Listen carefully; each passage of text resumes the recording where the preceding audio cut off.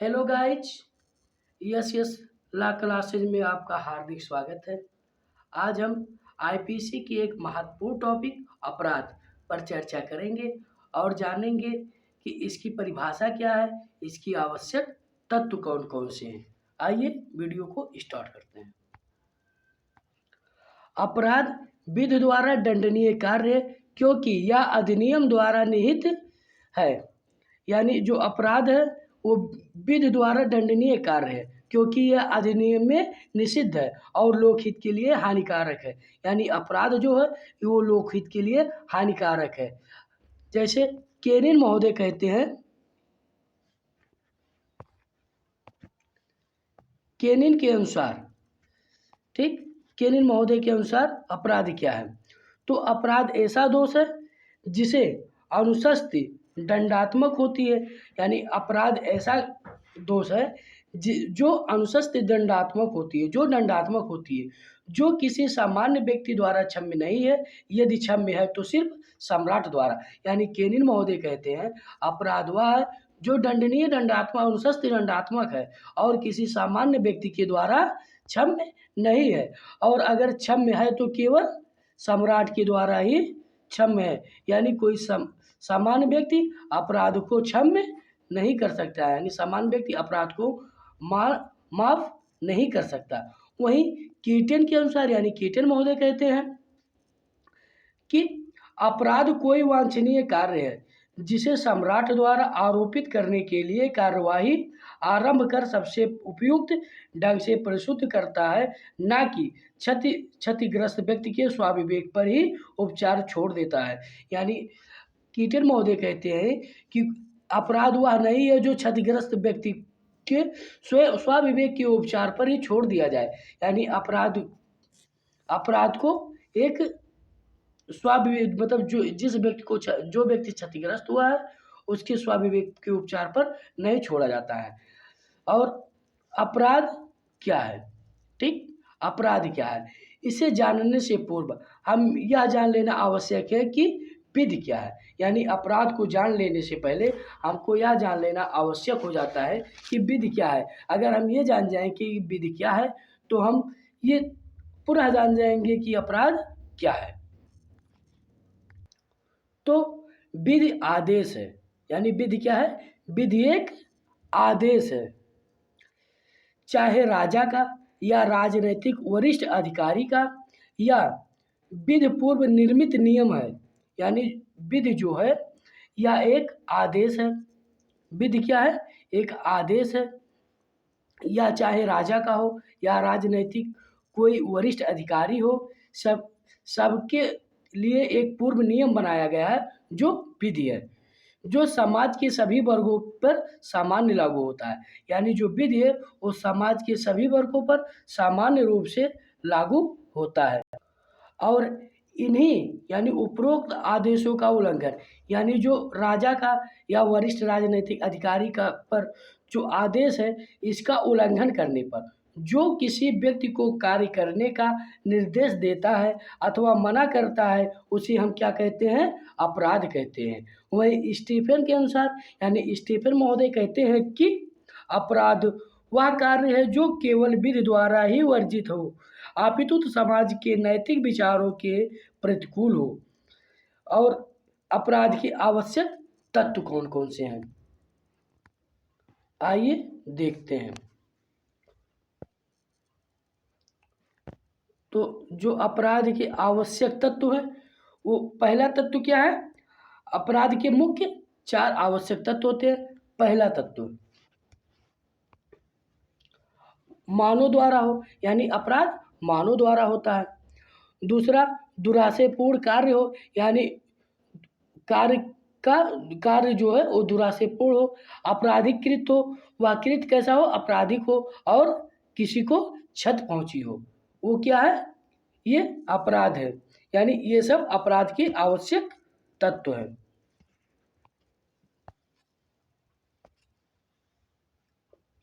तो देखते हैं मानव द्वारा अपराध कैसे, ठीक।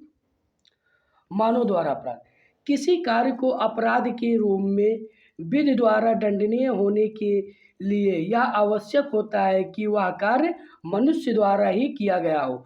यानी अपराध को दंडनीय होने के लिए यह आवश्यक है कि वह कार्य मनुष्य के द्वारा ही किया गया हो। प्राचीन काल में छठ के लिए पशुओं व निर्जीव वस्तुओं को दंड दिए जाने के हमें पर्याप्त उदाहरण मिलते हैं। यानी जो प्राचीन पुराने समय में पशुओं का और निर्जीव वस्तुओं का दंड के रूप में दिए जाने के हमें बहुत सारे उदाहरण मिलते हैं। यानी बहुत सारे एग्जाम्पल हमको मिलते हैं जिसमें निर्जीव वस्तु और पशुओं को भी दंड दिया जाता था, दंड के रूप में दिया जाता था। अपराध के अनिवार्य तत्व के रूप में आपराधिक मनस्थिति के विकास के अवधारणा के साथ ही पशुओं का व निर्जीव वस्तुओं को दिए जाने वाले दंड को त्याग देना पड़ा। यानी जो अपराध के अनिवार्य तत्व के रूप में आपराधिक मनस्थिति है, ठीक, उन्हीं के द्वारा आपराधिक मनस्थिति के विकास की अवधारणा के साथ ही पशुओं व निर्जीव पदार्थों को दंड दिए जाने वाले दंड को त्याग देना पड़ा। यानी अब हम ये जो पशु और निर्जीव वस्तु का दंड दिया जाता था इसको हम त्याग दिए। और अपराध का दूसरा आवश्यक तत्व क्या है? दुराशय। दूसरा आवश्यक दुराशय। मात्र कार्य किसी को अपराध नहीं बनाता या यदि उसका मन भी अपराध ना हो।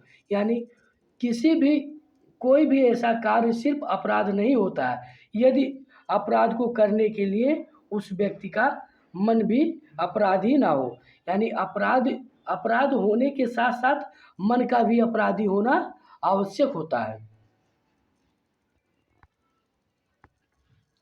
किसी कार्य को दंडनीय होने के लिए इच्छित होना चाहिए या स्वेच्छा से किया गया हो। कार्य आपराधिक आशय से किया गया होना चाहिए।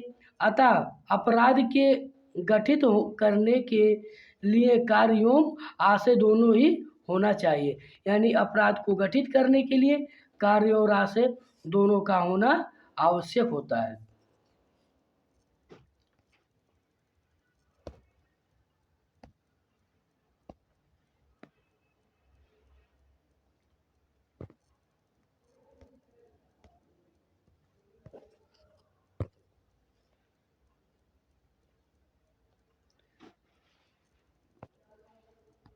अपराध का तीसरा आवश्यक तत्व क्या है? आपराधिक कृत्य। यानी अपराध का तीसरा आवश्यक तत्व क्या है? आपराधिक कृत्य। किसी अपराध के लिए एक व्यक्ति तथा उसका दुराशय ही पर्याप्त नहीं होता। यानी कि अगर हम कोई अपराध करते हैं तो सिर्फ एक व्यक्ति या उसका दुराशय ही अपराध नहीं होता, क्योंकि किसी मनुष्य के आशय को हम जान नहीं सकते। दंडनीय होने के लिए आपराधिक आशय का होना आवश्यक होता है। यानी अगर किसी अपराध के लिए सिर्फ एक व्यक्ति का या उसका आशय ही या उसका दुराशय ही पर्याप्त नहीं होता है, क्योंकि किसी मनुष्य के आशय को हम जान नहीं सकते। यानी मनुष्य का आशय क्या था इसको हम जान नहीं सकते। दंडनीय होने के लिए आपराधिक आशय का होना आवश्यक होता है। यानी दंडनीय होने के लिए क्या होना आवश्यक होता है? मनुष्य के आपराधिक आशय का होना आवश्यक होता है। किसी कार्य का लोप करने के रूप में आवश्यक स्पष्ट होना चाहिए। किसी कार्य या लोप के रूप में अवश्य स्पष्ट होना चाहिए। यानी किसी कार्य को करने के रूप में करने के लिए उसका जो आपराधिक आशय है उसे स्पष्ट होना जरूर चाहिए। नेक्स्ट क्या है? नेक्स्ट आवश्यक तत्व मानव क्षति। आईपीसी की धारा 44 में क्षति को परिभाषित किया गया है। क्षति शब्द हानि के